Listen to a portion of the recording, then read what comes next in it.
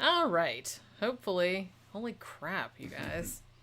Jesus Yeah, we're Christ. having no fucking problems with the internet connection. I know, I was for some like, reason. I'm sitting there talking and we're being funny and shit, and then I look at my OBS and it's like we're all froze, and I was like, what the fuck happened? It's all good. I'm getting all kind of, like, I don't know, we're having some, I don't know if it's our Wi-Fi, I don't know what the fuck it is. We're having all kind of Weird shit connection happening. problems. It's, well, yeah, it just keeps locking up. Like It's my that apocalypse internet. It's the Apocalypse internet kind of goes in and out a lot. Look, I took the Band-Aid off. How's it looking? I haven't seen it. It's this okay. Shit yet. It's actually not as bad as I thought it was. Because, man, when... Oh, man, that's nothing. Well, yeah, because when I first did it just went, like, blood went everywhere. And I was like, oh, man. And I just, like, wrapped it up really quick. There's a lot of little vessels right there. Yeah, because I was trying not to get blood all over everything. Pads and shit fucking bleed a lot. So, you know, just now when I went to the bathroom, I went to wash my hands and all my bandages came off. And I was like, oh, that's, like, not even anything. Oh, man, what a day. 3 hours into this shit. We didn't even, like, fucking get the fucking... We're fucking cock teasing these people. We gotta go ahead. Gotta go ahead and talk about this fucking case. Get this shit going. I don't know. Are you guys actually listening to the case? Well, now I'm like paranoid that I'm not gonna finish it because it's like I didn't even get to the part where they like fucking shot everybody and poisoned everybody yet. Yeah, that's like the important shit. That's the good part. Okay, get to that. Get to the good part. Yeah, get to the. Yeah. So basically, all right. So they all get down there. As I said, it starts going sideways pretty soon after that. It starts turning into a kind of a rat culture where everyone's supposed to like narc on each other. You got your armed guards patrolling the compound, trying to keep people from getting out. You know, they're supposed to go to... Basically, they did a lot of shit like Jim Jones would. He had all of his sermons and speeches and all of his like anti-government shit, and he was like, he would put it on loudspeakers, and it went across the whole fucking compound pretty much day and night, so you couldn't really sleep. It's just, you just heard it like all the time, like 24/7. They would be woke up in the middle of the night for drills, all this other kind of stuff. If they did manage to write a letter to their relatives or anything like that, like outside, if the letter said, I mean, they were all opened and read before they were mailed out. So it's like if they said anything at all, like denigrating about Jonestown, they were basically just thrown away. So all of their letters and outgoing like communications were censored. No one was really allowed in to come see them, anything like that. So, at this point, like I said, Jim Jones seems to have gone, like, just completely off the fucking deep end. He's super drugged up all the time. If you see videos of him right near the end, like, right shortly before the massacre, he seemed real tweaked out. Like, and if you listen to the recordings, like, he even sounds like he's fucking drugged out. He sounds... Do we know what drugs we're talking about? I don't even know what drugs it was. Okay. I mean, all of them. That's my assumption. From what I saw, it looked like some kind of barbiturate. Yeah. Or some kind of downer. Yeah. He seemed like real, he does really seem like, he was a true believer, because I think that he started taking those drugs because he thought that he wasn't good enough, or he was always failing or something. Yeah, that's what I was going to get But then the drugs that he was taking made him, like, it almost gave him, like, the opposite thing. He's like, hey, now I'm Jesus Christ. And all this. So it's like, it's a lose-lose situation. To me, it looked like something kind of like Percocet. Somebody said speed. A couple people said speed. Yeah. Okay, I thought it was the opposite. Yeah. Because some of the shit, because he would be, like, really fucking droning out. And it looked like something that was kind of like a barbiturate or something kind of opiate derived, you know. It looked like he was fucking high, but I don't want to give my theories yet. But go ahead and read. Okay, you already touched on him. He's trying to run a whole colony, and that bitch doesn't have the skill to do so. Yeah. And doesn't have the money and the resources. Yeah. And it's starting to fall apart on him. And he has stress is fucking hitting him. Yeah, and I definitely do something, like, not excusing it at all because he was fucking crazy, but I'm just saying that I think there was a point where he had a weird contradiction of he thought he was a piece of shit, but he also thought he was, like, fucking God's gift at the same time. Yeah. You know what I'm saying? I remember seeing, recordings of him and hearing him talking and looking at the situation, and to me... At this point, there's all these people, and they're fucking trying to live under these fucking roofed kind of like shanties. I don't know what you call them. They weren't buildings. They were just, it was just a roof. With it was floor, like no walls. Yeah. And they're living in there with all their children, and he's watching them, and there's no real walls, and there's no real food, and he's got them out there trying to build a compound and planting crops, and crops aren't going to fucking bloom for another year. How the fuck is he going to keep all these people alive? Yeah, because that's a lot of people. He doesn't know what he's doing, you know?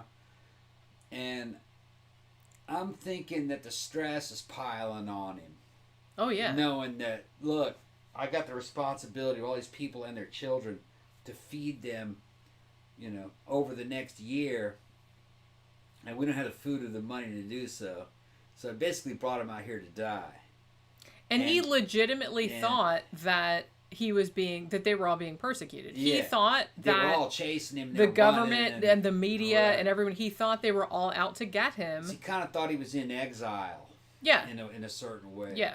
So he starts taking these drugs to try to chill himself out, but it just kind of gets worse. He's feeling bad about himself. Yeah. But he also has a God complex. Yeah. And that's fucking really that's a where dangerous I leave combination. Yeah. So, you know, he's like fucking, these people expect me to be the God that I am, and I can't fucking deliver. He's coming across as kind of like Elvis in the fucking Las Vegas phase. That's kind of what I thought of as that well. Too? Yeah, he's like Elvis in the Las Vegas phase. And it's, I mean, Elvis didn't do like a mass suicide, obviously. But what it is that he's got like this feeling of impending doom and dread because he's going to be fucking defrocked as a fucking dude that doesn't know what the fuck he's talking about. Gwyneth made a good point, said he had a shitload of money, and that's true. Like, after the mass suicide, when they went through his shit, he had like suitcases full of cash. Yeah, that was for him. That was for I know, and that's what I mean. So it's not like, oh, I'm so broke, you guys just have to eat rice and beans like every day, like forever. But I remember that. Point. He had money. I remember that point. I forgot about it until she talked it up. But I remember that. I think what it was is that was his getaway money. Yeah, probably. So when the shit went bad, he could get away, and he'd have enough money to start another cult. That's what you gotta do. You gotta move on to the next when grift, you're a fucking man. maniac. If you can't handle this cult, we're gonna get rid of this cult. Reset. We'll make another. We'll reset. We're gonna start over. That was because we gotta continue God's work. That was the fuck up. There's always a way to justify it. Well, yeah, you can justify pretty much. I gotta anything save the yourself, world. You know what I'm talking about? If this one's gonna fail, if the first attempt fails, I'll fucking get it done on the second attempt. And of course, that God will like that. So here's my money. Yeah. Here's the money. That's what he's talking about. Well, like I said, he got all the money from the followers, and it's like, he did spend a little bit of it on, you know, building materials and shit like that, but obviously not enough of it, you know. Well, I understand the thinking. Well, yeah, and the thing about it too, like I said, is that it's sad to me because I feel like a lot of these people really did maybe believe that they were being persecuted, and so maybe our life will be better. We'll go back to the land. We'll like live out. You know, it probably sounded appealing, obviously, or they wouldn't have gone. But then to get there and just incrementally like shit, like, oh, by the way, we're reading all your incoming and outgoing letters. By the way, you can't call your family anymore. By the way, you can't leave. You can't do all this shit. So it's like. Yeah, I don't know. It's just the way that it happens is just like really just by tiny little increments maybe. And it's just, that's very scary to me. Yeah. So as I said, at this point, like Jim Jones, he's thinking he's like fucking Jesus or, you know, Lenin or something. So as I said, he thought everybody was out to get him. He legitimately did seem to believe that he was being persecuted. They were all like, you know, tapping his phones. They were all like after him and shit. So he started doing a thing that, you know, other than having his voice going like 24/7 over the loudspeakers, like so everybody could hear it like all the time, he would also wake them up periodically to do mock suicide drills. He would basically like have a big, you know, container full of Flavor Aid. It wasn't even Kool-Aid. I know a lot of people say drink the Kool-Aid nowadays, but it wasn't even Kool-Aid. It was like the bargain basement Kool-Aid. That was the shit it was called Flavor Aid. You can get that shit at Kmart. Yeah, that's why, because it was like super cheap. Yeah.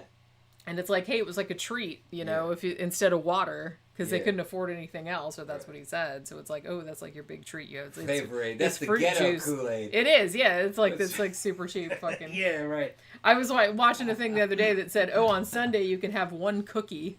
You know, that was, I know, right? It was kind of like that, because the rest of the time they were just eating fucking rice and shit. So what he would do was he would like fill up a thing with, you know, Flavor Aid or water or whatever, and he would tell all the followers, hey, this is poisoned, drink it, like to show how much you love me, or to show how much, you know, you want to leave this earth or whatever. And they would do it. So I feel like the more that like I said, this is a dangerous situation, because the more that people did what he asks, it's almost like emboldening him to go farther and farther and farther and for him to go farther and farther down the rabbit hole of his own insanity. Because like, hey, you know, I'm saying this and this, I feel like this is maybe a crazy thing, but all these people are doing it. So maybe it's not so crazy. So let's see if they'll do this. And then they do that too. And it's like, so maybe that's not so crazy either. So like I said, that's scary how it's like kind of just ramps up like step at a time until finally you're fucking... Well, he normalized it.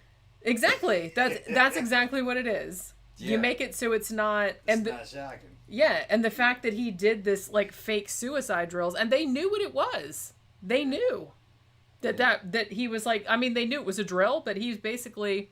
Hey, if this is poison, everybody just drank it. You know what I mean? That way we can go to heaven. Hey, Tila, I forgot. What was the name? What was the name for the show that you suggested? Cult of Personalities. Cult of Personalities. Write that shit down, Jen. Write that shit down.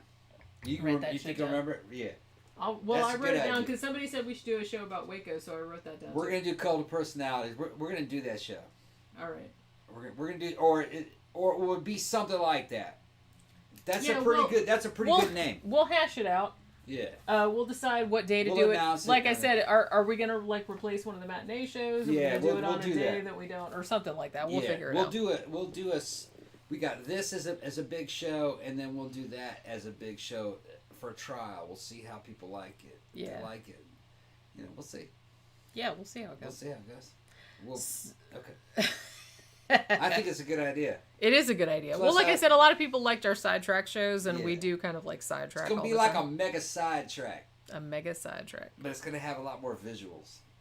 We're going to talk about some crazy shit. That's the thing. We just won't have a script. We won't talk about anything. Like, well, I mean, we won't have anything planned. We might have we're going to talk about. We might have a theme. Yeah. We might have a little theme. We'll see how it goes. I mean, it does make it easier. I mean, that's what I mean. It's like it does make it easier on these shows, like to at least have something to talk about. Because then, if like we run out of like sidetracks, we know we just talk about it. We go back to like the actual thing we're supposed to be talking about. What we got to do is we got to have some kind of theme that's like a current thing going on for that day or that time. You know what I mean? The theme will be pertinent to the time. And Antonio says a live Q&A would be awesome. I've actually been thinking about it because a lot of channels I like do that kind of stuff. So, and you guys could seriously ask anything and I would probably answer it, depending on how drunk I was. Well, it's going to be interactive to begin with. Yeah. Maybe we should just have that as a component of all of them, like we have a live Q&A. We got to figure out how to get that fucking music going in the background because I want some music. It's going to be audio visual. I can do it. They can just cheat. You can do it? Yeah, okay. I can do it on here. We need to get a soundtrack going and a score and everything. Okay. To play through while we're going. Red Mage says, instead of Oreos and Kool-Aid, I got stuck with Flavor Aid and Hydrox cookies. I remember those. Which is weird because Hydrox came first. Like, Oreo were like a ripoff of Hydrox, even though Oreo are clearly better. Like, Hydrox are fine. We had them too. Like, we were broke. They weren't as crispy. That's true. They were a little... Although it might have just been because they were sitting at the store longer, so they got staler. I don't really know. No, they weren't. It was a different dough. Yeah, I guess. Oreo dough was more crispy and it kind of had a shiny gloss on it. Hydrox was not quite as crispy and they were kind of dull. They were a lot more matte colored. More matte colored. Yes. They were still good, though. There was... Well, I wasn't a big fan of Oreos. I didn't... The Hydrox chocolate ones weren't that good. It was the vanilla, and I think they had a strawberry. The vanilla's good. Yeah. But honestly, the only Oreos, like Oreos are good, but if I'm going to eat an Oreo, I want to fucking double stuff. Because I like the cream. I don't like the cookie so much. But if I'm going to eat like a sandwich cookie, I would rather have one with a vanilla cookie than a chocolate cookie. I like Oreo. I like them. Yeah, they're all right. Gotta have milk with that shit, or coffee. Well, yeah, you do. You got to dip it. Yeah. I'm just saying that if I had a choice to like pick a cookie... It wouldn't be an Oreo. Oreo would be pretty far down the list. You know what I'm saying? As far as like store-bought cookies? If they're free, I'll eat them. Store-bought cookies and But- sunshine fucking lemon cooler cookies. Those are good. Remember those? That's some southern fucking shit right there. I like man. those. I like. Yeah, the sandwich cookies with like the lemon cream in the middle. No, they were a lemon. They were a fucking vanilla cookie. Oh, like with lemon chips in them and white Oh, powdered sugar all over yeah. Yeah, those. They're almost a little bit like those like wedding cookies. Yeah. Almost like I what know. they would call a cocoon. Yeah. I know what you're talking about. Yeah, in Mississippi, called a cocoon. I thought you were talking about those ones. Like No. sometimes we would get those ones at the dollar store. It was like Lemon it was a drop. box like this. There was like 100 of them in there or something. Maybe not 100, but maybe it was like 50 of them or 4 dozen or something. And they were like sandwich cookies. It was like a kind of a vanilla-y flavored cookie, and then like lemon cream in the middle. Yeah, they were kind of flower shaped. But that ain't shit compared to the fucking lemon cooler. Yeah, I know what you're talking Sunshine. I think it was called Sunshine.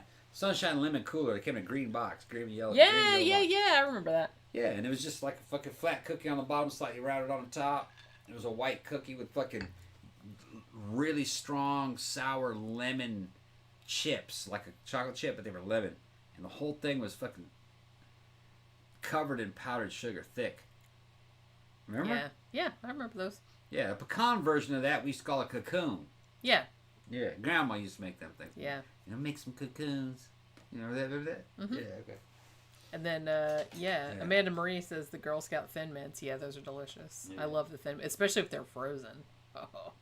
Yeah. But like I said, if it's not Girl Scout season, when Girl Scouts are in season, if it's not Girl Scout season, you just go and get some Keebler fucking grasshoppers. That's pretty much exactly the same thing. And they're also good frozen. Cookies are delicious. You know what? To be honest, I was talking to Zach about this the other day. I'm like, I really like those Pepperidge Farm ones. And particularly my favorite ones, I guess because I'm an old lady, are the mint Milanos. Yeah. I fucking love the mint Milanos. Chessmen are good too. The butter cookies that are like little chess people. You know what's funny? What's that? We're talking about all these cookies and stuff. Mm-hmm. When I was at Mammoth Mountain when that poltergeist happened, my Uncle Red, he brought some kind of cookie or pastry. Man, I can barely remember them. And we were eating those things fucking before the poltergeist first started. It was like... Maybe the poltergeist just wanted your cookies. Yeah. No, it wasn't a cookie. It wasn't a cookie. It was... Maybe you people in the audience can remember what it was. It was kind of like a jelly donut. It had a raspberry filling and a fucking bunch of powdered sugar on the outside of it. Does it sound familiar? And it was something you could buy. It was like a donut. It was a special kind it of sounds donut. familiar. What We the had a fuck bunch are of those things things. called? I know what you're talking about. Yeah, and it was like a jelly donut, but you could buy it. I think did Dolly Madison make those things? Oh, maybe. Or was it Sunshine? Is Dolly Madison even still around? I doubt it. He was eating them, and my Uncle Red was like, "Oh, these things are so good." It's funny when you're a kid, you remember the fucking weirdest shit. You know what I mean? Right, I know. Yeah. It had a raspberry filling and powdered sugar on the outside of it. It was some kind of a fucking... See, now that's something, because I'm not down with, like... I forgot what it was called. To a large extent, I'm not real down with, like, the fruit-filled kind of cookie. Yeah. Like, I will eat some like that, but it's not my favorite thing. So, I probably wouldn't have had those a lot growing up. My grandma was real into those, though. You seen shortbread cookies? Somebody said, "I know them, soft and buttery." No, that's not what it was. It was like a jelly donut. Oh, pecan sandies. Oh, I remember pecan those sandies. things, yeah. I love those. Oh, and I also love Lorna Doones. Do they still make Yeah. those? That's like shortbread. Yeah. God damn, Lorna Doones are We got to so get good. back to the fucking topic. Though. Where did we get this? Trying to remember what Raspberry pecan zingers. sandies. I haven't heard those in a long time. Yeah. They still make those, as far as I think know. it was I think this thing that I'm thinking of was a Hostess Yeah. thing, and it was like a jelly donut. So they weren't exactly cookies. They were They just weren't kinda cookies. Like it was more like a pastry. fucking jelly donut you got pre-made in a package. Okay. And I forgot what it was called. Yeah. But I'm seeing them now. I can even taste them. And man, I don't remember. Well, now we're gonna have to do some online research to figure out right. what the hell that kind of. There was a shit is. name for them. I haven't seen them in forever. But now that I'm thinking about cookies, now I wonder if like Lorna Doones are still a thing. I remember those being around like maybe 5 or 10 years ago, because I remember like getting some out of a vending machine, but I don't know if they make them anymore. I don't buy a lot of cookies or anything like that. Somebody said jelly rolls, maybe. Powdered sugar. Maybe. No, I don't remember what it was called. Murray's Pink. The Murray's Pink Ring cookies. I remember those. I think Dollar Tree has Lorna Doones. That's what I thought. I thought they were still around. Somebody said Snowball. No, they weren't Snowballs. Ah, come on. Okay, we gotta get back to the show. Come on. Oracle says I want cookies now. Yeah, me too. Oh well, I don't think we have any. We got granola bars. I don't think we have any cookies. Let's see. So where was I? Okay, so mock suicide drills. We did that already.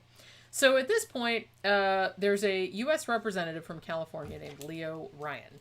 Now, a bunch of family members of people that were in the cult in Guyana were coming up to this guy and being like, hey, dude, our family members are there, like our daughter, our son, or whatever. And it's like, we're hearing some weird shit from there. Like, we haven't heard from them, or like the letters we're getting from them, like, don't sound like them. They sound like really fake. So we think that there's like some weird shit going on. So the congressman was like, okay, well, I'm going to figure out what the hell is going on down there. So he gets together with a whole bunch of the constituents and like the relatives of some of the cult members. And they're like, we're going to go down there and do an investigative. We're going to figure out what's going on because we think people are being held there against their will. So he flies down there in November of 1978 with a bunch of relatives. There were a bunch of, I think it was 3 or 4 members of the press, like of the media, like some photographers, shit like that. So all of them fly down there on a plane. Now, November 17th, they get there, and the congressmen and the reporters, they get brought into Jonestown, and everything's like cool. Like at first, Jim Jones, everybody seems very welcoming. Everybody there is talking about how awesome the place is, blah, blah, blah. They have a dinner for them. They have like some entertainment and shit set up for them, whatever. Jim Jones even said, hey, I'll, meet with reporters, talk to reporters. But while this all was going on, a few of the People's Temple members had conspired to write a note to the congressman and pass it to them secretly, being like, hey, please get us the fuck out of here. Some bad shit's going down, right? So, but they had to be like really like on the DL to do that. So that made, because it turned out, they found out later that before the congressman got there, Jim Jones had basically coached everybody at the compound. They're like, you better not say anything bad about this. We're like, what are you going to say when the congressman gets here? What are you going to say? Because they saw them as the enemy. Not only the congressman, but also all of their relatives that had come with them. It's like, look, if your relatives believe with the congressman, they're against us, and, you just have to tell them everything's fine here. You're here of your own free will. Then they'll leave us alone. But that's obviously not the way it went down. So Congressman Ryan gets this note from some people that wanted to leave. And so basically what ended up happening after that was that the congressman was like, okay, well, whoever wants to go with this can go back with us. So they're taking this contingent back to the airstrip where they came in at, which was a few miles from Jonestown. They had come in by truck. At first they thought it was fine, but they get to the airstrip, and then a whole bunch of gunmen pop out of the jungle, who had been sent by Jim Jones, and they opened fire. The congressman was killed. A reporter and a cameraman from NBC were also killed. A photographer from the San Francisco Examiner was also killed, and a female People's Temple member, I try to say those 2 words at the same time, who was attempting to escape, was also shot and killed on the airstrip. Now I remember this shit from some movies that they made after it happened. Yep. It was real dramatic by this point. And they pop up out of the fucking jungle with all kinds of submachine guns and fucking assault rifles. But do you have any idea what the weapons really were? Oh, I don't know. I didn't look into that. I mean, it didn't matter. It killed the people, so it didn't but in really the matter. movies they show some sophisticated weaponry, you know what I mean? But I kind of tend to doubt that Jim Jones had that. I think that shit was probably just like some revolvers and maybe like a shotgun. I don't know. Like I said, I can't remember. Like, I've seen a lot of the footage. Yeah. But, and to be honest, if I'm, and please correct me if I'm wrong, I think I'm remembering this correctly, but I think even some of the gunfire at the airstrip was recorded because, yeah. Well, because the members of the press were there. I remember that. And a lot of them were killed. Yeah, I remember that. But they got their footage. Yeah. I have to go back and look at that again. Yeah. It's fucking scary. Yeah. They made almost kind of like a horror movie about it. Well, they've made... Well, remember, like, we were talking about it earlier, that movie, The Sacrament, which came out. Somebody asked if that was old or new. I think it's 2000... I want to say it was either 2015 or 2018. I can't remember. Right. But it's good. It's I don't remember if it's on... I think I watched it on Netflix or Shudder. I can't remember, but I don't know if it's on there anymore. Like I said, Ty West directed it. It's really, really good. But it's essentially... It's set in the modern day, and they don't call it Jonestown. They don't call it... But it's essentially almost exactly the story of Jonestown. They just don't call it that. You know what I'm saying? Yeah. And it's like a found footage. It's basically... It's like two guys from Vice are going down there to investigate this cult. You know what I mean? Like, because one of them, and they're going down there with like the brother of somebody that's in there, like his sister is in there, and he's trying to get her out. And it's like that, but it's set in the modern day. It's not set in the 70s, but it's really good. So you should watch it. Yeah. So all these people get killed in the fucking airstrip. Now, what a lot of people don't know is that some people that were in the cult, they were not down with all of this shit that was going on, and they either hid or they ran, they escaped into the woods before all the fucking mass suicide shit started happening, because there are a lot of survivors from that. Like there was this one old lady, I think she was 76 or something like that, when she realized that all the shit was going down, and he's like, yeah, we're doing the mass suicide shit now, she was like, yeah, fuck that, and she like hid under her bed, and she just stayed under there until everyone was fucking dead, and then she climbed out and was like, yeah, I'm getting the fuck out of here. And I was like, that lady had the right idea. And like, you know, there's one guy, and I can't remember what his name is, my apologies, but he's on a lot of the documentaries. He was actually, I think he actually ran into the woods right before like all this shit went down, and he hid out in the woods, and then, you know, some of the Guyanese, like when they were coming looking for survivors, they found him, and then he went back. But his wife and son were died in the massacre. And he still like feels really bad about it, obviously, as he would. So, so basically what happened with that was that I guess once Jim Jones had decided, hey, we're going to kill, you know, the congressman and all the, I don't know if he would have killed the congressman if other people from the People's Temple weren't defecting along with him. But I don't know. I don't know if that's anything, because that might have been like kind of the thing that set him off. He saw like, and it wasn't like a ton of people. I think it was only like 15 people or something like that that were leaving. But the fact that those people were leaving, that was a betrayal. And he's like, look, the whole thing is fucking, it's a shit show. It's like, I can't deal with it anymore. And he was like, obviously off his fucking rocker by this point. So he just thought everybody was against him, and it's like, everyone's going to turn against me. Everyone's like, you know, these 15 people are going with the congressman. I can't deal with it. So, so once the congressman was dead and he knew about that, and all those people were killed out at the airstrip, he basically was like, okay, well, now it's time to like go scorched earth. And he's like, now we're going to do the suicide thing, which, like I said, he'd been doing drills for that for a while. So this is something that he had planned. And he had kind of got everybody ready for it. And as I said, I do feel like he was a true believer. I think that he really thought, you know, we can't go back to the U.S. I mean, and that was what he told his followers. It's on the recordings. Look, the congressman is dead. We've killed him, and we've killed these other people. So we really can't go back to the U.S. now because, you know, they'll kill us. So we're just going to have to all kill ourselves. You know, we can't live in this world anymore. It'll be a revolutionary act. That's how he sold it to them. You know, it's a revolutionary suicide. And he did use those words. So they, you know, the people that did it willingly, they knew what they were doing. They knew they were dying. And he's like, it's just like going to another plane of existence or whatever. So everybody comes to the pavilion, like he calls, you know, he even told like the people, I think he even told a few of them like in his inner circle, like the night before, look, we're doing it tomorrow. And they were all like, okay, because these were kind of like his, his main people. So he brings them all to the main pavilion and, gets everybody. They'd had it all set up because they'd done the drills before.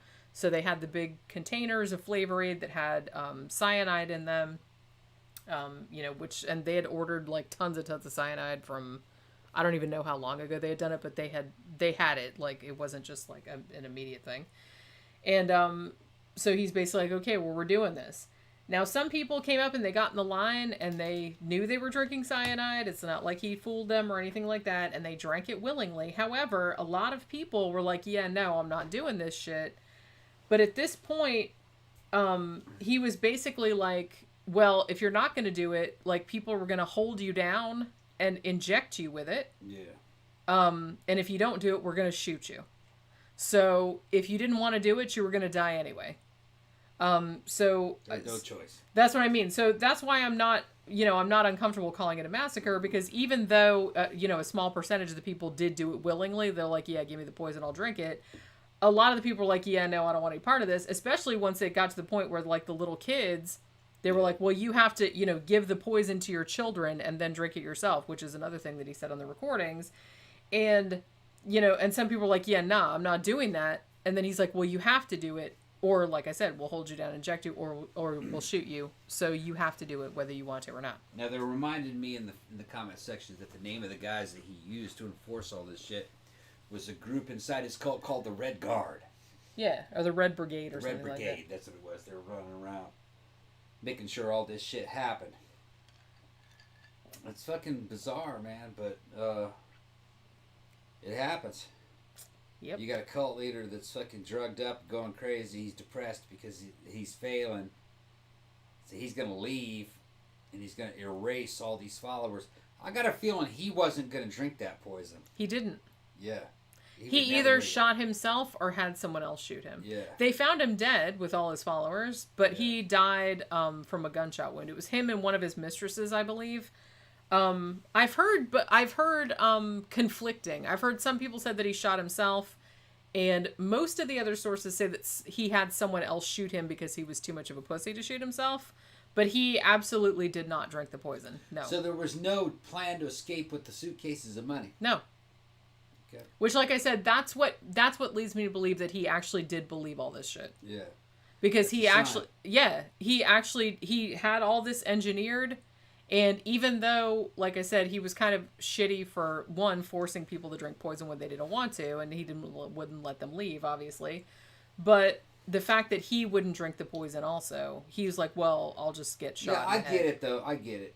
He's a messianic figure. He's got a flock of people he has to save. He takes them out there. He fails. He starts taking drugs and gets depressed about his failure. Decides that he and his flock are going to go to heaven. That's what it is. Yeah. Well, that's what he told them. Yeah. He said, like I said, we can't live in this world anymore. And he's like, and now that the congressman is dead, we've killed the congressman. Yeah. We've killed, like, some of the, the journalists and stuff. So we can't go back to the U.S. This will be... He told them that it would be a revolutionary act. Like, they will see this and they will see... So there was, like, a Marxist theme behind all of it, it, too. Yeah. He would have killed himself and his flock even if they didn't kill the congressman, though. Well, yeah, he was planning that. Yeah. I don't think that he planned to kill the congressman necessarily. He just did it on But when the congressman... Because he wasn't going to let him in. But then when they got there and him and all his, the relatives and stuff were like, look, we're coming in there. And then he's like, well, okay, well, we'll try to make the best of this, like, make it look like it's cool here. Yeah. But then when he saw that it was going sideways, he's like, yeah, well, we just have to kill all these people. Right, and then we're going to kill ourselves. And then we're going to kill ourselves just to, like, clean the slate, I guess is what he was trying to do. Because... theoretically, he could have let the dude go. Yeah. It wouldn't have made a difference to him, really.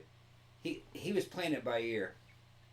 Yeah, I definitely think that. Like I said, I think that there were obviously plans in place for a mass suicide at some point. But I think the fact that the congressman coming down there and, looking into shit, and the fact that some of the People's Temple members were clearly wanted to leave and were passing him notes and stuff, like, because they're like, hey, get us the fuck out of here. I think that decided him, and he pushed it up. Yeah, he's failing. They're losing faith in him. He can't fucking handle it. He can't do it. He can't solve these problems. The senator comes, exposes him. He's a congressman. Congressman exposes him, basically, and decides to leave.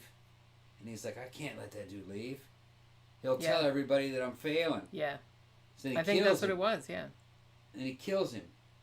And then he goes, oh shit, I just killed the dude. I just killed a U.S. congressman. Yeah, they're gonna come get me. Yeah. Well, we're gonna have to all go to heaven. Yep. So that goes to show you how fucking fucked up his mindset was at the time from the depressions and the drugs. Because he could have played it this way. That dude's leaving no matter whether I kill him or not. Or, excuse me, that dude's gonna fucking leave. Okay? Yeah. And they're gonna find out. Alright? If I kill him, they're still gonna find out. It doesn't matter if he leaves or not. They're gonna find out. Yeah. So I could just let him leave. He'd live.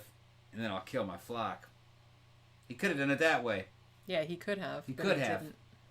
But he didn't. But he didn't.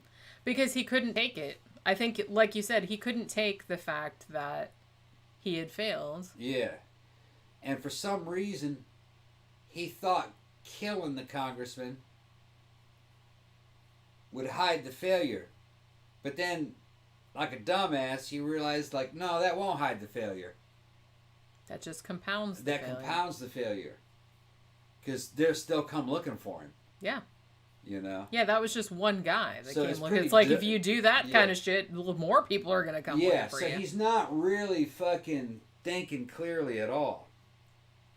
Yeah. He's not thinking ahead. Beesna said they tried to stab the congressman before they shot him. That is absolutely true. Yeah. He did actually go to the shit. They were nice to him at first, and they kind of, like I said, they kind of had everybody scripted to be like, yeah, act like place is like the fucking bee's knees. It's the coolest place ever.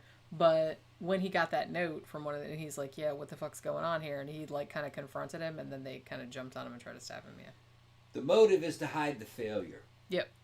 That's what he's doing. But that won't hide the failure. That was just an act of desperation. He's not thinking clearly. Yeah, I don't think he was. Like no. I said, he had all that stuff. He had done suicide drills. He had all that cyanide. He had all that stuff. So he was going to do that eventually. Right. I just think the fact of the congressman coming there sped it up and seeing how that played out. It didn't make sense though. So that tells me that he's fucking tripping. He could have just said, "Yeah, I failed. Okay, go ahead, get the fuck out of here." Well, he wasn't in his right mind. He's not in his right mind. And then he's like, "All right, we're gonna kill ourselves." There's no reason to add those people to the fucking body count, but he did anyway. He did anyway. Yeah. Just people that came there, like I said, concerned relatives, he's people from the press. That just goes to show you that he's not thinking clearly. He's living in the moment. Yeah. He's not thinking ahead. Yeah, he just wanted to see what was gonna. Yeah, he's a dickhead. I mean, the people that escaped, they basically said, yeah, he was like fucking, he was losing it. So drugs. He's a crazy dude on a bunch of drugs. Yeah. And fucking was afraid of fucking people finding out the fact that he couldn't be the Messiah that he was claiming to be, that he had failed, that he couldn't even fucking start a colony. Which is, if you look at American colonial history, is not an easy task. Most of the colonies failed that showed up here. Yeah. It takes a lot of money and patience and pre-planning and a lot of work and. Well, and the thing even about people that know how much work and pre-planning it takes sometimes can't make it. Yeah, because of shit that's outside of their control. Right. The thing about it is that failure is inevitable. It's how you deal with failure. Failure isn't inevitable. You see, well, no, I mean, what I meant was you see successful people. That's like, this person, did this amazing thing. But the fact, like, you only see their success. You didn't see all the times that they failed on the way to getting to that. You only see, like, when they get famous, for example. You didn't see, like, all the years where they, like, try to do this and they fucked it up. Or they did. You don't see all of that because it's, like, hidden from you. Yeah. You know what I'm saying? So that's what I mean by failure is inevitable. Yeah. It's like, you know, sometime in your life you're going to try and do something, you're going to fuck it up. Yeah, what he's trying to do, fucking when you really look at the attempt, he's trying to colonize Guyana like the fucking British colonists did in America. And that didn't work, really. Yeah. Fucking the British colonies that did survived because they built shit, they started planting stuff, but they immediately fucking usually connected up with the Native American Indian economy. Well, you had to. Yeah. You have to buy and sell and trade. Yeah. You know what I mean? And he wasn't in that position. You can't make something from nothing. Yeah, because there was, where Jonestown was, there was nothing. There was nothing out there. Yeah. I think, like, the closest town was, what, like 150 miles away or some shit like that, or kilometers, I can't remember.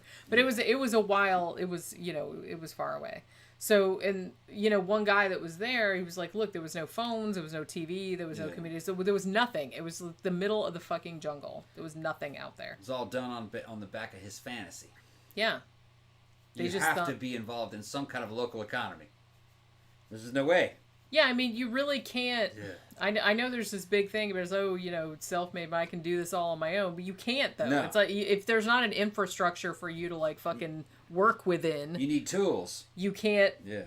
What are you going to do? You can't do anything. Yeah.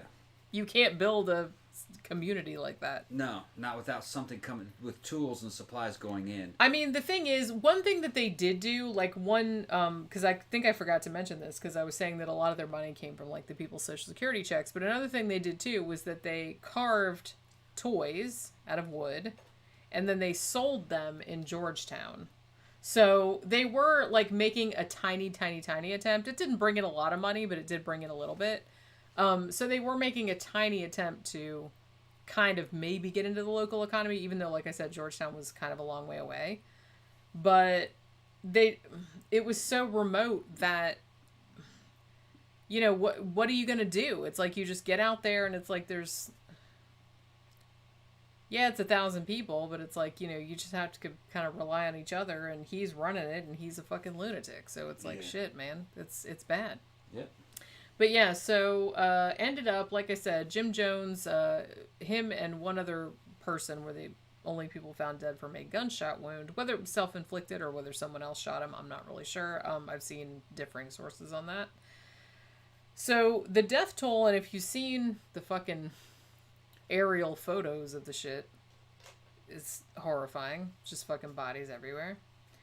The death toll, 909 people. Yeah, I mean, it really... A third of them were children. Yeah, it looks like something from a damn African genocide in some civil war when you look at it. I mean, it looks fucking bad. Insane. Mostly black people laid out there in fucking their clothes, fucking dead. Yeah. And like I said, very few of those people actually drank that shit, like, willingly. Yeah. Happily, a few people did escape, but I don't know, man. How the fuck would you ever get over that? Because some of them that was like their family. They left their family members. Like that one guy that's on a lot of the documentaries. Like I said, I can't remember his name, but his wife and son, he thought they were going to be okay. You know what I mean? He's just like, you know, it's cool. You know, I'm going to leave. I'll come back and get you later. And it's like, and then that should happen. And he's still, like, thinking about it because it wasn't mean. It wasn't a fucking mean-spirited thing. The dude wasn't fucking mean to begin with. It was. I think he thought, well, just drugs are a hell of a drug, and fucking, you know, an ego can affect a motherfucker, and religion in the wrong hands and in the wrong situation, if you take it from the wrong context, mixing it with the philosophy that they had, trying to be more independent than you really need to be, you didn't have to do it that way. Yeah. There's a bunch of other ways you could have done it. You know? Yeah. You could have bought up real estate in a town that functioned and integrated in somewhere in fucking Guyana and just been a normal church. inside of a town. Yeah, it's like they could have just done that. This bitch trying to make a whole new civilization. Well, yeah, that's essentially what you're not really all that smart. Not that practical. No. I'd have just bought up fucking apartments. Yeah. In some town in Guyana. And then bought a church. Yeah. Like a normal motherfucker would. Well, and you didn't have to do all the fucking other shit that he did. It's like, why couldn't he just... That's what makes me so sad about this. I mean, Scientology, that shit was fucked from the beginning. But it's at least they buy shit that's working. That's true. They moved into fucking Clearwater. Clearwater had a supply chain. Right. This shit, it just seemed like... It makes me so sad because it started out good. They were helping people. They were actually like doing shit, and they seemed to actually like believe in helping people, and it was like super cool and everything. But then he just got crazier and crazier, and sadly a lot of people went along with him in his craziness, and it just ended up in like one of the worst fucking things that you could possibly imagine. It's like you said, it would have been so much better even if even if he was a little bit paranoid. It's like, yeah, we don't really want to live in the US anymore. Okay, fine. It's like, why don't you just go, like you said, go into a city and, go to Georgetown in Guyana because they had a house there. Yeah. It's like, don't go out in the fucking jungle and all this other kind of shit. It's like remote. But I feel like it got to a point where he was so crazy that he's like, we have to like hide. We have to be separate from the rest of the world. We have to separate. We have to isolate ourselves. And that's never, ever, ever, ever a good thing. And there was probably some kind of part in him where he thought it'd be cheaper to go out there and make your own civilization. No. Not at all. It's a lot more expensive fucking starting from scratch out in the middle of nowhere where you got to make your own tools to cut down your own trees, to make your own lumber, to make your own house. Just move into a fucking neighborhood. It's already there. Yeah, there's already shit there. Yeah. It's much easier. It's much, much easier, and it's much more cheaper, and it's a lot more efficient.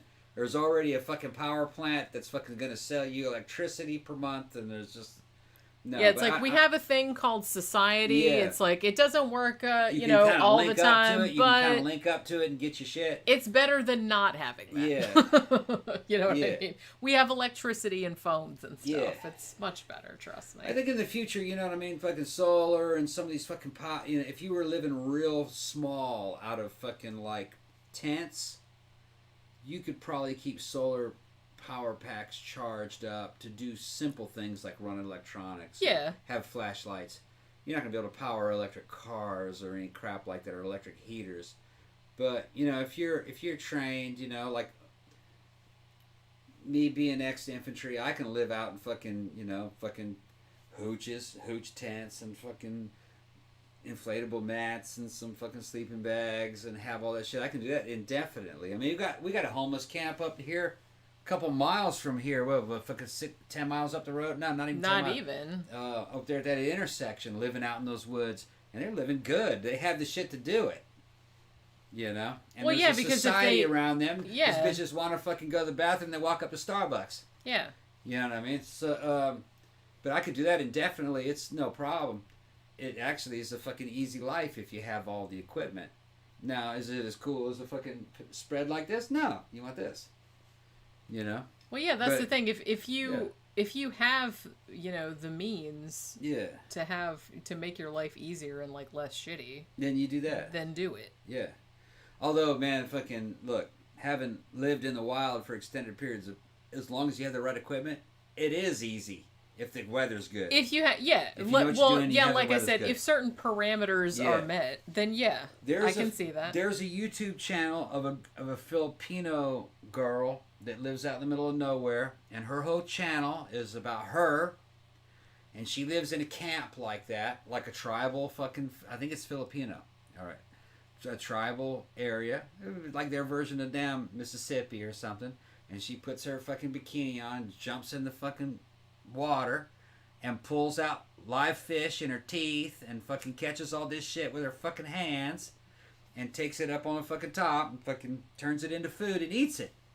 And she can hunt and swim and catch shit, and she comes up out of the water with it in her teeth. Cute, too, you know what I mean? And then take it up there and eat it. And that's the way people lived for millions of fucking years. Yeah. Okay? And she's having fun and is happy. But she's also got mobile devices. She's recording it. That's what I mean. And It's she's kind got of like solar panels to fucking do her mobile devices and it's stuff. like, look, if you want to live like that, Yeah. I'm not, I'm not shitting on you. Do it. Yeah. Do it. But, I'm just saying, don't like make your life harder just for the sake of making it harder. Yeah, it's different. It's different. A small tribal unit in an area. And it's different. Well, Running and plus trot it's different lines if it's something that you chose. Yeah, also. and they were kind of grew up in that environment, and they're running trot lines, and they have the fucking houses that they need, and they've been out there for a couple generations. It's a lot easier. Now taking hundreds of people and moving them out in the middle of fucking nowhere and trying to start a damn town from scratch, it's too many people. Yeah, that was like it was more than 1,000 people. Yeah, and they have not to, all at once, but that's how many came there. Like, when you have that many people, you can't do hunter gathering. You have to fucking do crops. You have to farming. Yeah. Farming, which is farming developed slowly from small towns that grew to large towns, and that was because it was a small amount of people growing stuff to yield food to support a larger population, which fed back into the cycle. To get 1,000 people fucking growing in a single year, they have to have at least a year's or two's worth of food until everything starts yielding enough crops to feed everybody. Yeah, because that shit doesn't grow immediately. No. You gotta wait. The more people you have in a concentrated area, the more difficult it is. You can ask the Mesoamericans down in Mexico and Central America. They didn't even have wheels of the roads. They had those temples, but they had to fucking plant in the same places over and over again to support a city. By doing that, it's a lot harder, man. The more people you have in an area, the harder it is to feed them. Well, yeah. A lot people harder. Eat a lot. I'll go out there, if you give me a fucking square mile, I'll eat my ass off. I know exactly He'll how to eat all of his food and your food too. Eat food, I can survive on that. Now, you move 1,000 of me in that mile, it's a lot harder. We'll eat up all the deer and all the small game. Especially 1,000 of you, because you would just eat everything. We're going to eat up all the fish, and it's going to happen fast. And it's going to be hard to grow stuff. You know what I mean? It's easier just to hunt stuff and eat it. That's why meat tastes so good. It's telling you something, because that's what your ancestors were eating. It's easier to catch something than to plant it. Well, yeah. A lot easier. You don't have to I read a book too. I don't know. I haven't read anything about this in a few years, but a few years ago, a book came out. Who wrote that stuff? It was a biologist, I think, and he wrote a book where he was positing the theory, and it actually sounded pretty plausible. That how there was that thing in human evolution where the brain suddenly went whoop and it got super, super big? Yeah, because of meat. And they think it was because of, not just meat, it was because of cooking. Cooking and fat. Cooking. Well, when you can because cook when you you can eat it. Well, no, the thing about it is that when you're eating raw stuff, it's harder, particularly for meats, to get all of the nutrients from it. Yeah. But when you cook it, you're pre-digesting. Yeah, you're breaking down also, so the nutrients are more you're getting them more easily digested into your system. Meat-eating predators have bigger brains. If you cook it, it'll get even bigger. That was his hypothesis, and honestly, it sounded pretty plausible. Yeah, well, of course. That cooking, it wasn't just meat; it was cooking. Cooking too, fire. Cooking meat, yeah. I think the book was called Catching Fire. Fire was pre-human. What was it? Homo erectus, I think, had fire. Yeah. And that was even long before Neanderthal. So humanoids or hominids were using fire long before humans were. Humans are only 150,000 years old. Yeah, something like that. I think it was almost what was it? We got 3 million years to go back to fucking Australopithecus. I think it was about 1.5 million years when you're dealing with things like fucking Homo erectus, and I think they had fire. And you have to think too that they keep finding new humanoids. Yeah. Used to be back in the old days, you thought, it was apes, and then it was Neanderthals, and then it was humans. That's not how it was going, though. Yeah. Because there was a lot of other humanoids that were like essentially different species that were, lived at the same time. One thing I don't really like about when they show these so-called cavemen, they show them as fucking primitive brutes, and that doesn't really stand up. Yeah, well, and I've seen a lot of scientists like shit on that too. It's like that's not what you're talking that's about. not what it was like. That's a very reductive. What you're talking about is the fucking societies that were more kind of like Native Americans, which that's sophisticated. They were making tools. They fucking had fire. They could speak. When you look at the artwork, and I can fucking do artwork. When you look at the artwork of some of that stuff that they were doing inside those caves, that was sophisticated airbrushing that they were doing, blowing out fucking dyes to make. And there's a lot of gestalt in those fucking images that they were putting on there, which is, gestalt is like, it's not a wooden type. It doesn't have a wooden, lifeless image in what they're drawing. It looks like it's alive and moving. There's, you know what I mean? There's a feeling behind it, which is that's some higher level. That's some higher level shit. That's a very human fucking quality, and we're not even talking about humans. I think these were. They were humans. They were very early humans. I think they were Cro-Magnon that were doing that kind of stuff. Which, what is that? 100,000 years back? That's a long time. Yeah. And so, you were dealing with the kind of hominid that you could chill with. You could talk with them. You could have a relationship. I feel like they wouldn't be that different. They were people. They wouldn't be that different. Yeah, they were people. They probably were funny looking, but they were people. Well, some people are funny looking. Yeah. No judgment. Yeah. But no, you could probably go back fucking even into the damn Homo erectus era, which is like a million and a half, I believe, years back. And they were fucking half the brain capacity of us, but they were still doing some pretty cool, pretty advanced shit. You know what I mean? They weren't as advanced as a Native American or a Homo sapien, but more advanced than, say, like a cat. A lot more advanced than, say, an ape. Although I have to say that even like apes and cats and shit like that, they're pretty much they up always there. surprise me, Yeah, like with surprising. the shit that they can figure out. They would have been real human-like. But But what goes along with that is they would have fucking, if you were to like do a time machine to go back and chill with them, they would have immediately been alerted. They were like, "Oh, no, this ain't right. I don't know what this is. That motherfucker's ugly." Look at that. And they probably would attack you. Look at his big fat head. Yeah, they'd probably attack you. I would think. I mean, if it was me, I would. Yeah, which that would be the smart thing to do if you were them. Look, you big-headed motherfucker. That's right. Kill it. Scare your ass. Let's eat that. Then after they kill it, they go, "I bet you that tastes good." Well, yeah. Don't waste that. Put that bitch on the fire. Stop Prop asked you if you would revert to cannibalism if you had to. Oh yeah. Most people would. Yeah. I mean, if it would have to get really bad, but yeah. It'd have to be bad, or I'd have to be pissed off as a motherfucker. There had to be something about you. Yeah, you'd have had to make me really, really mad. To make me really fucking to make me mad. want to eat you. Where I'm like, you know what, man? You're gonna end up on. It's fire. That's what I mean. It's not enough for me to just kill you. I'm gonna eat you and shit you out. Right. Which that sounds really horrible to a Western person. You know what I mean? Of a fucking, a modern background. But that's because you're not really mad. All right, you're not really pissed off. You're not in a tribal situation. I mean, that was going on in islands. I was fucking served in the army with Micronesians and fucking, Samoans that killed and ate each other. Fucking in tribal warfare. Not too far back. And if you really hate a motherfucker, I can kind of understand it. I can see that. Especially if you're in a situation where it's a tribal situation and everybody knows the deal and meat isn't wasted. Because it's a valuable commodity. Because big game on islands is kind of hard to come across.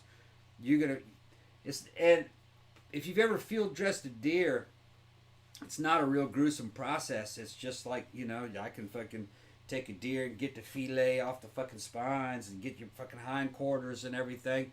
And as long as everything's field dressed and fucking, you field dress that bitch first, which is taking all the guts out, and then later on you string him up and you're skinning him and you're fucking, it's just like going to the grocery store and seeing the pre-packed meat. It's not real gory with a bunch of blood everywhere.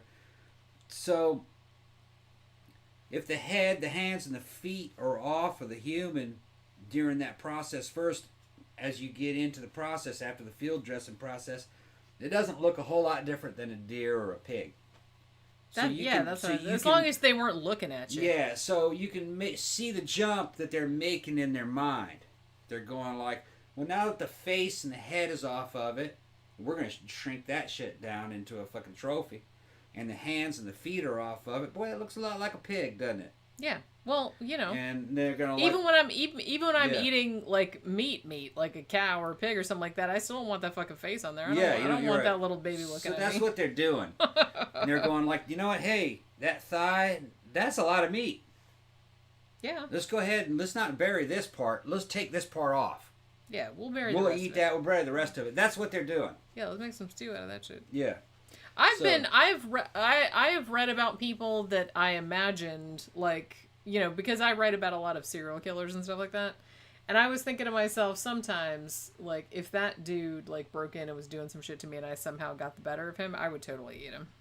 Because I would be mad enough. If you look at tribal warrior societies, ritual cannibalism after some kind of combat type deal, they'll say, well, it's to gain their strength.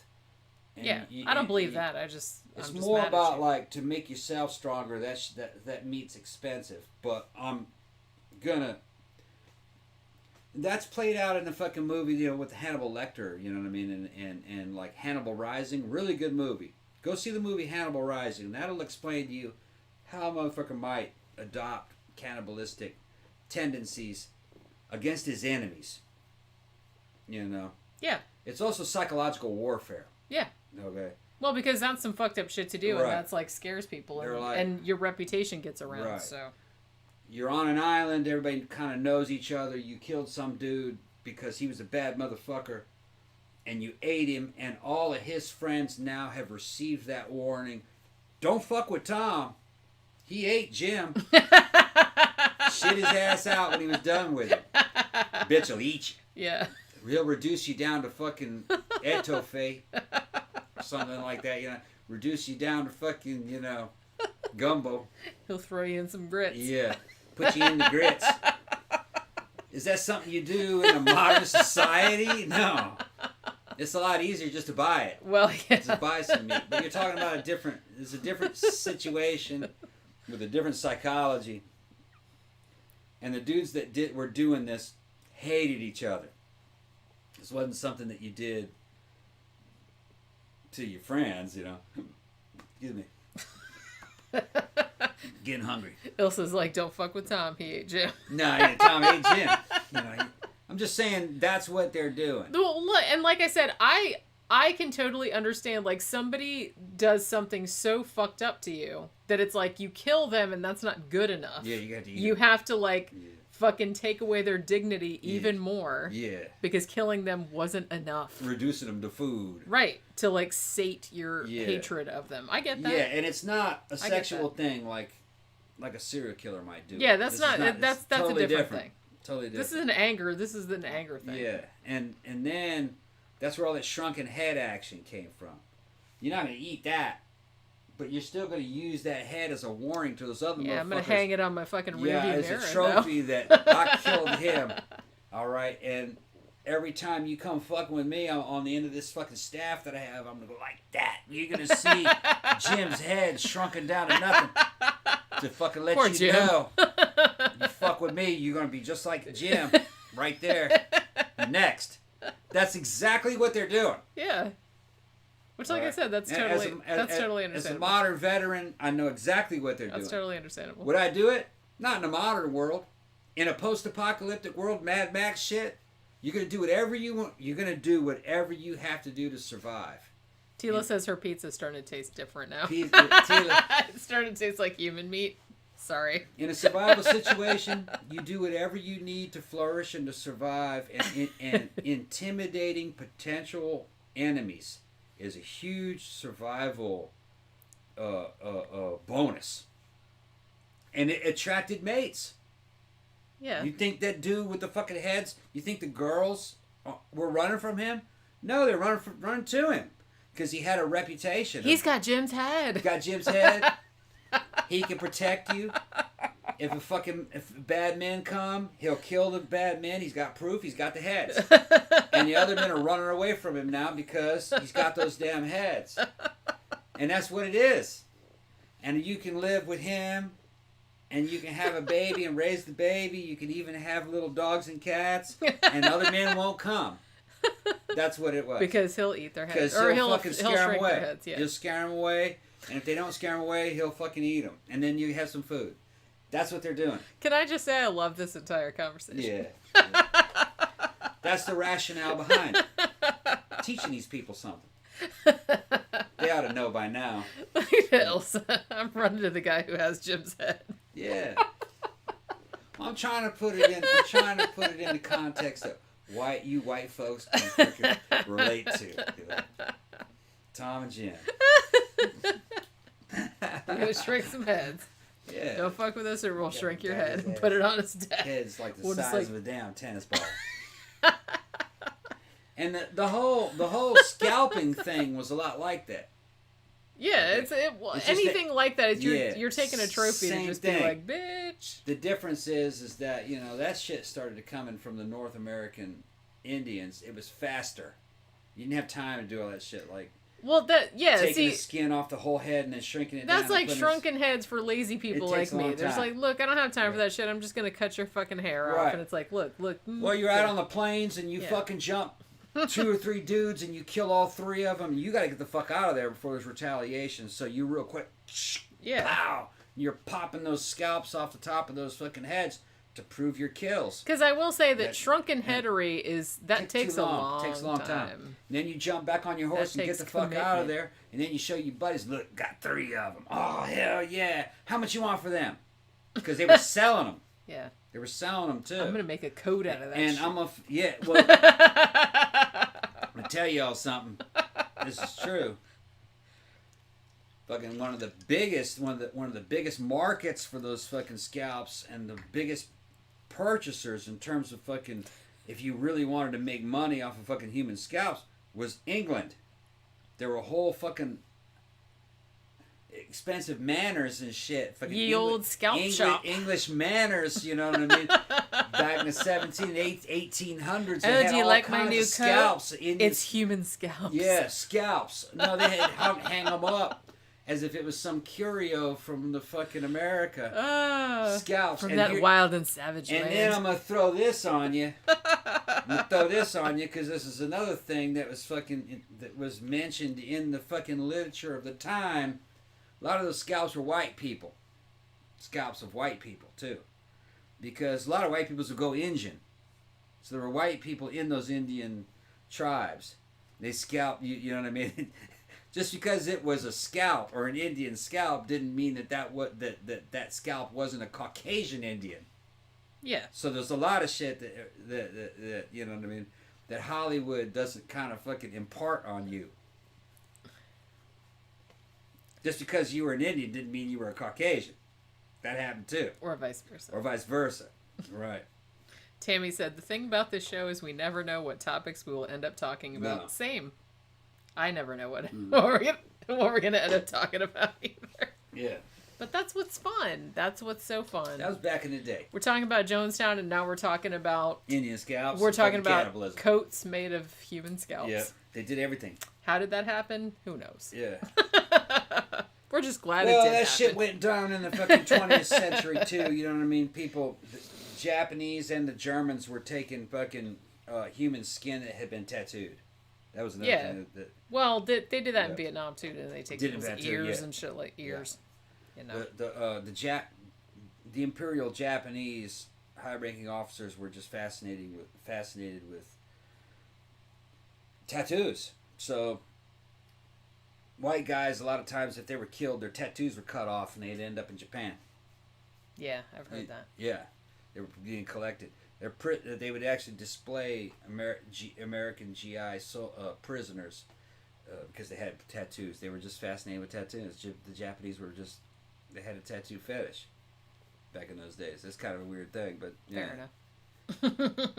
Yeah. You ready to I'm ready to shut it wrap it down. up? Okay, Yeah. one thing I did want to mention before we get off the topic of Jonestown, which I guess we already did. Like I said, there are a million documentaries about this. One of them, and I wish I could remember the name of it, it was one that I saw several years ago in the theater that was pretty much all archival footage from the time. I don't know if I'd recommend it because it's fucking horrifying, but you know, if you're into that, you can watch it. I will say, and this was something that I didn't know, so 909 people died. More than 400 of them, the bodies were unclaimed. So all of them were buried like in a mass grave at Evergreen Cemetery in Oakland, California. And they have like a stone memorial there because all those bodies were not claimed. I didn't actually know that. That's really fucking sad. I don't know. Maybe they just didn't have family members. I guess not, but that really bummed me out. Like, because that was like half of the people that were there. Didn't have family members that could afford to go claim them. Yeah, maybe. Yeah. That's pretty sad though. Right. But yeah, they put the memorial there in like 2008, so fairly recently. Good. But yeah, so that's pretty fucked up. All right, so you ready to wrap it all up? Yeah, wrap it up. So, like I said, sorry about the fucking glitch in the middle. I don't know what I'm gonna do with this now. Am I just gonna leave it up in 2 parts, or am I gonna have to like edit it all together? I don't know. I'll figure something out. I'll probably like edit the audio version together, but I'll probably leave the video version like it is, because fuck it, I don't have time for all that bullshit. But yeah, so remember, like, share, subscribe if you haven't already. If you want to support us on Patreon, patreon.com/13o'clockpodcast, or you can go to our blog, 13o'clockpodcast.wordpress.com, and there's a button in the sidebar that goes to a PayPal account. If you'd like to give us a one-time donation, anything would be much appreciated. We also, like I said at the beginning, had set up a Amazon influencer storefront.